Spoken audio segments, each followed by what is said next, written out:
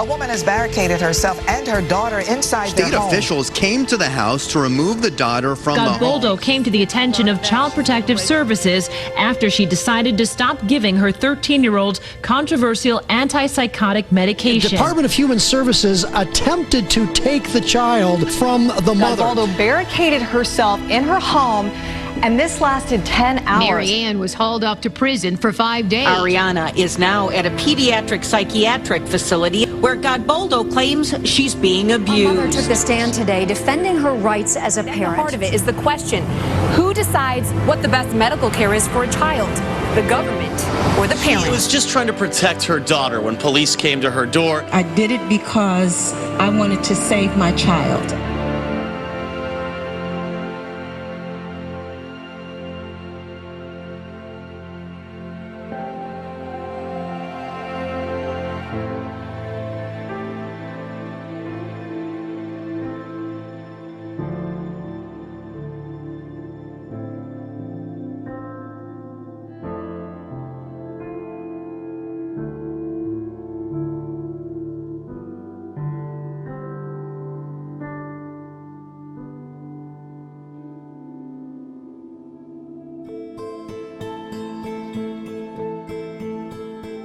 The dismissal of the charges today, initial reaction to that? Yes, absolutely. Today is a day of justice. We thank Judge Ron Giles for standing on the Constitution, looking solely at the law, and found that all charges should be dismissed. Truly, it's justice for our case. There are a multitude of lawsuits against the pharmaceutical company of Risperdal right now. That was a devastating, harmful drug that should not be prescribed for this child. And no one looked at that.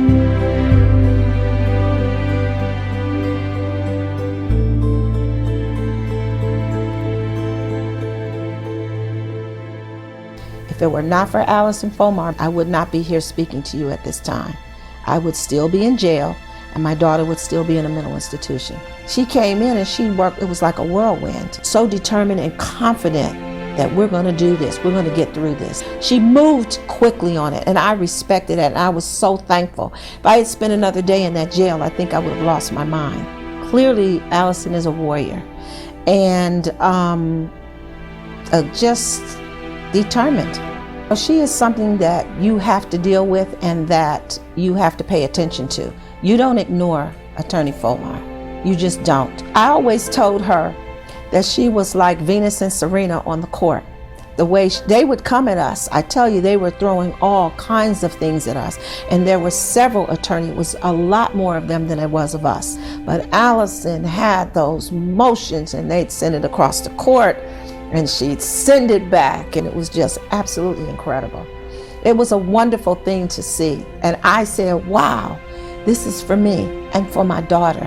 I can't believe it, because I've never had anybody fight like that for me. So it was wonderful. It was very wonderful. It was just getting emotional, because it was so, just to have somebody fight for you like that and in your corner and don't give up. And we were on the phone every day. I mean, like every day, all day on the phone. If it were not for Allison Fomar being the attorney that she is and the person that she is, I would not be here right now. I would be locked away, and my daughter, we would be forgotten.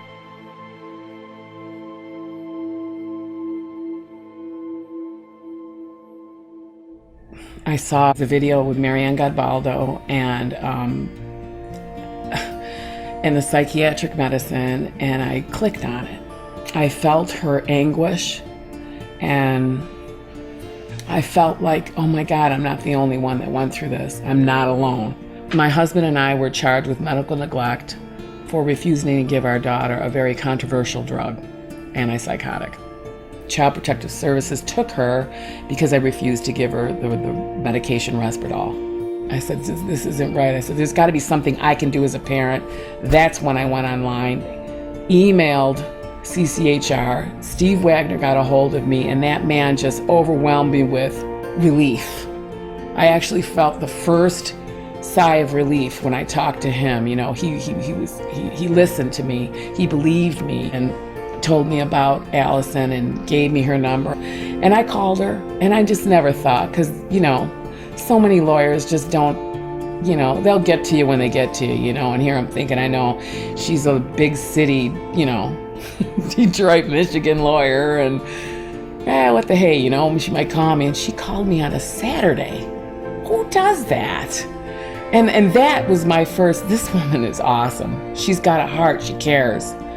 She knew I had a little girl who was unlawfully seized for a ridiculous, bogus reason. And she listened to what happened. She goes, oh no, girl, we are gonna get your daughter back. And I'll be darned, that is exactly what happened. She came in like a wind. When Allison was in court for, I think it was our 8th or 9th appearance, and she got to go in and speak with the judge. And when she came out, Allison came in, she goes, girl, we got this thing. She goes, me and Judge Claire, I like this. And I'm like, get out. She goes, don't worry, we got it. You're gonna get your daughter back. And I'm just like, really? She's like, yeah. She knew the law. She knew what was right. She knew we were wronged, and she was gonna make it right.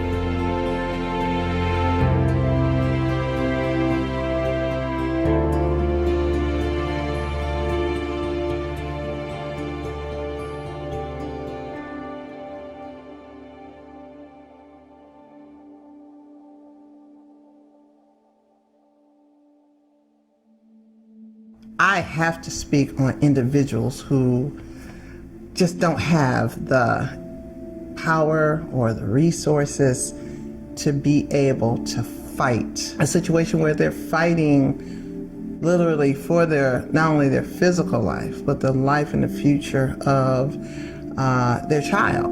When you inform your client on what the law is and what their right is as an individual to stand up to that doctor, to that psychiatrist, and say, no, I don't have to give my child this drug, and this is why. They're trying to steal your client's child for life. They're playing for keeps. They're not saying, oh, we'll send your child back in a week or two. They are playing for keeps. So when I'm fighting with everything in me. When I go to court, I go to war. I am unapologetic about going to war in court because my client's life and their child's life is at stake. This is not child's play. This is not, you can't be a lawyer that goes along to get along and singing Skip to Malou type of law.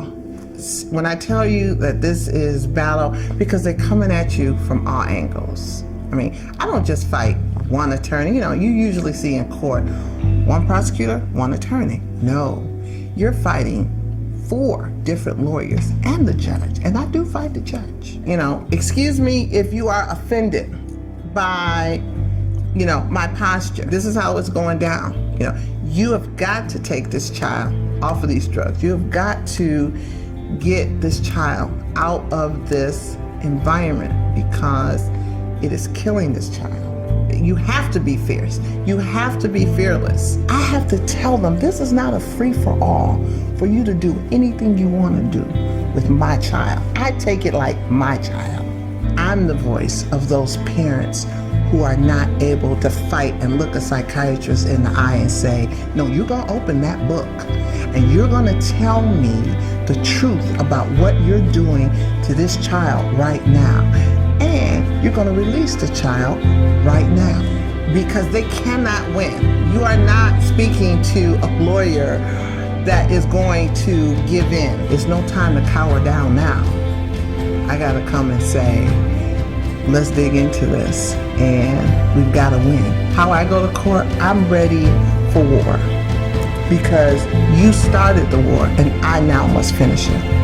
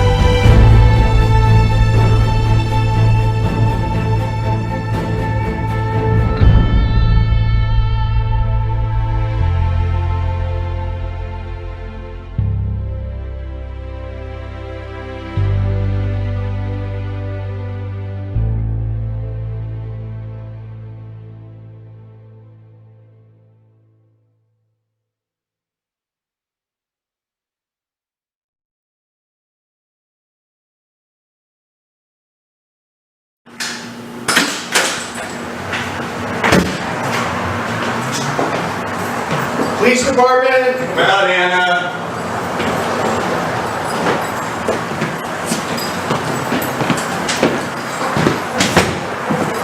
Anna, police department. Come on down. Come on down. We'll show you the order, Anna, in a second. Yeah, we'll show it to you. Come on down, son.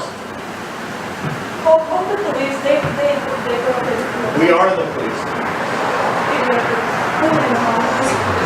Come on, let's go. Come on. We've wasted enough time. Come on.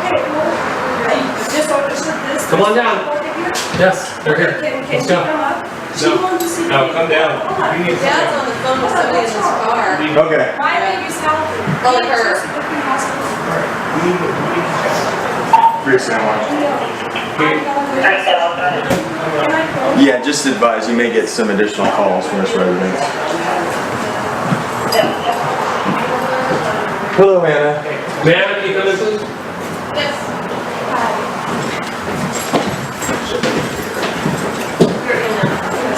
You want to take away my baby? You want to take away my baby? I want to make sure that he's safe. He is safe. You want to go with me to the hospital? Let's go. Let's go.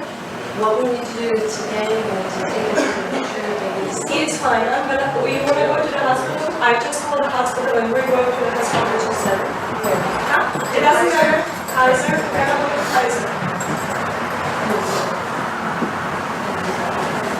We can go to Kaiser together. This is my baby. Do you have the order? Yes. Yes. Okay, can we see them, please? Yes. When she see it, so she could, You don't even have the right to break in my order. I just called the order. I called the order. Here's the order here. Okay, we're going together to the hospital. And he needs ongoing medical attention, and we can instruct you to put him in protective custody. Okay, listen. Okay. Okay. I didn't know. Okay, look over real quick. Okay, Anna. Let me finish up. We went yesterday. Real quick, why don't you look over that? I will. Can I finish up, please? Just look over that. Can we? Look over that. We went yesterday to the hospital. I did not finish up reading that. Okay, you gotta let go of the baby, okay? Because listen, if you don't, we're going to take you to jail. Because right now you're delaying and you're going to be resisting. I called the hospital. Don't let go. You're going to go to jail, okay? So let go Don't of put the your baby. baby, don't put your baby through this. So I'm gonna grab your baby and don't resist and don't fight me, okay? So move your hands. Please. All I really want to be with is with my family and my friends, and it's all I want is just to be with my family and friends back home where I want to do it right now. You can do it. You're the one that's judging this. Please let me go home, Judge Johnson and Governor Patrick. Please, right now. Please let me go home right now. I need to be home with my family, and just please do it. You can do it. You please. I know you can do it. Please, right now. Please let me go home right now. Right now. Hi, my name is Melissa Deagle, and I am the mother of Kayla and Hannah Deagle. I wanted to call in, and thanks for having me on the show. I wanted to give some information. In regards to my daughters, you had asked a specific question. You said, well, how are they eating? Well, like Lou had said, their stomachs work at a very, very small percentage. So they're forcing my daughters to use their stomachs when they work at this very, very small percentage. So Kayla's percentage is like 12%, and Hannah's is, I believe, 11%.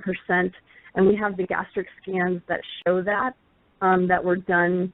Kayla's been on her feeding tube for 2 years, and so then suddenly they take the girls, they decide we're not going to use the feeding tubes anymore. They take them off the feeding tubes, and they're forcing them to use a stomach that works at this really small percentage. You can imagine that the nutrients aren't being absorbed correctly, and they're trying to eat, but literally they're just wasting away and losing weight. Part of the pressure they put on us is last week on Thursday we got a motion for them to completely sever my rights as a mother altogether without a trial. This is unheard of. Like, what? No trial? You're just severing my rights and you have no evidence against me and I just can't ever see my children again? Why? What's the reasoning behind any of this? Because they don't want the truth getting out there. And so they're trying to shut me down completely before I ever get any further whatsoever. because I have so much documentation against them. Well, you can imagine the legal fees as I keep having to file more and more motions. And should they be successful in severing my rights, I wouldn't stop there. I would keep on going. But my fees are getting so expensive. And, of course, I can't work either because all my time is put into fighting them constantly in this giant machine, which Phoenix Children's Hospital is a huge hospital. They're one of the largest hospitals in the country. So I'm fighting this huge machine, much like the Pelletiers fought Boston Children's Hospital. I ironically had followed Justina's case long before my girls were taken. That was kind of a blessing and a curse at the same time, because as it happened to me, I was both terrified but yet had kind of knew, like, oh my gosh, this can't be real. This is happening to me now. And it was so scary. It was absolutely terrifying. And then when I realized they took them off the feeding tubes, then it was more than terrifying. It was like they could die. These girls could die. They're not feeding them. What is going on? And the loss of their weight, and to watch them basically disintegrate in front of us, are just it was horrific. They lost so much weight, and their muscles literally were just dissipating before our eyes, and we were terrified, absolutely terrified. And then they've taken away our right to even see them. They refused to give us any information about them. Now they want to sever our rights completely. I'm not going to not say something now. No, I have to speak out for my. I'm not going to just say, okay, just take my daughters, go ahead. No, I love my daughters, and I'm fighting for their lives, and I want them to live. I want my daughters back. This isn't okay. This isn't okay to do this to any child in the country, let alone my children whom I love. Well, my name is Nancy Schaefer, and I'm from the state of Georgia in the United States. And thank you for your gracious invitation to join you tonight. And thanks to all of you who have made this incredible World Congress of Families #5 in Amsterdam possible. It's a privilege for me to join you tonight and to be with you in some pro-family policy here. I will share with you on the unlimited power of Child Protective Services. I served in the Georgia State Senate, and after 4 years of viewing the ruthless and unsparing actions of Child Protective Services, also called CPS, which I will use tonight, I wrote a scathing report entitled "The Corrupt Business of Child Protective Services." Thank you. The report cost me my Senate seat. Here's some copies of the report, if you'd like to get one. However, there are causes worth losing over, and this is one. I'm going to talk about some of the problems and then some realistic, maybe, solutions for families and children, and maybe look to some steps that we can take. This is not to say that there are not those children in wretched situations who need to be removed. There are, and we all agree. But tonight, I'm talking about those children removed from their homes intentionally for profit. Children are seized unnecessarily from their families due to the federal aid created in 1974 entitled the Adoption and Safe Families Act.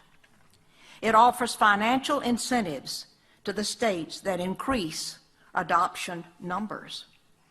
To receive the adoption incentives or bonuses, local CPS must have more children.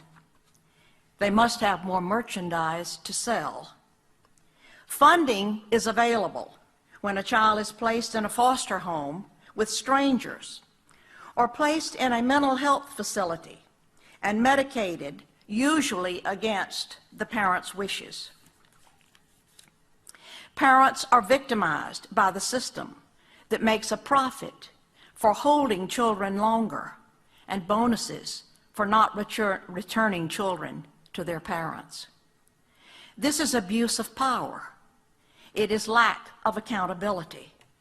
And it is a growing criminal political phenomenon spreading around the globe. Oftentimes, but not always, poor parents are targeted to lose their children because they do not have the wherewithal to hire an attorney or fight the system. Being poor and lacking proper housing does not mean your children should be removed.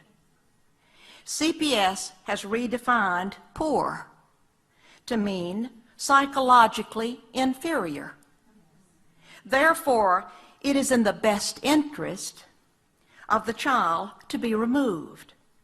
Best interest, of course, has also been redefined at the child's expense.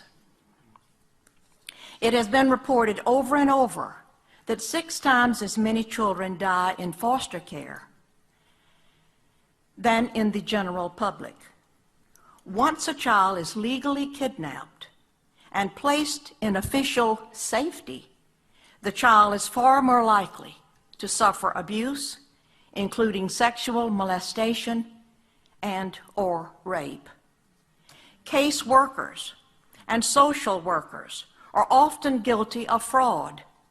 They withhold and destroy evidence, and they seek wrongly to terminate parental rights while being protected by state immunity. There is a huge bureaucracy made up of judges, court-appointed attorneys, guardian ad litems, social workers, state employees, court investigators, therapists, psychologists, psychiatrists, foster parents, adoptive parents, and on, who are looking to the children in state care for their job security. Judges have control over private living arrangements and income of 48.3 million Americans. The United States Census Bureau reported in 2002 that 40 billion in transfer payments were made between households of custody parents and other parents. That money, 40 billion, is under the direction and control of family court judges in environments covered with confidentiality laws that protect the wrong people. Fathers are victims of this unjust system. Child support payments, even without having visits with their children, are choking the very life out of fathers. 3 fathers, of whom I am aware and have been in touch with, committed suicide in the last 12 months because they lost the opportunity to even visit with their children. These are crimes against humanity for financial gain. Rights are removed from parents, human rights, civil rights, and even religious rights. One illustration of what took place in my district is that after so many calls, I decided to call a meeting in one of the counties of my own district. I personally called 37 families that had been in touch with me who had all lost their children, grandchildren. I had them meet me in the library one Saturday morning. We started at 9 o'clock and we ended at 9 o'clock. We had 50 families standing outside the door that could not get in. We didn't have time to talk with them. There was incredible anguish and profound suffering from these families. Some children had been taken off the school bus, taken out of the hospitals, or taken out of their homes in the middle of the night, and even worse. It was just an incredible ordeal. These parents, trapped in the system, become like refugees. They're dazed and glazed and have no one of whom to turn. They do not know what to do, and the loss of their children is devastating. After having worked in this arena for several years, I do not believe that a single child comes out whole after having been in this system. Many foster children make up the homeless population of today. I introduced legislation, Senate Bill 415, in my last session. A substitute bill was written at the last minute by the chairman of the Judicial Committee. All the strong points of my bill had been compromised. I was told, accept it, Senator. At least you will get some legislation passed. And I answered with, obviously, you do not know me. I did not come to the Capitol to get legislation passed. I came to make a difference.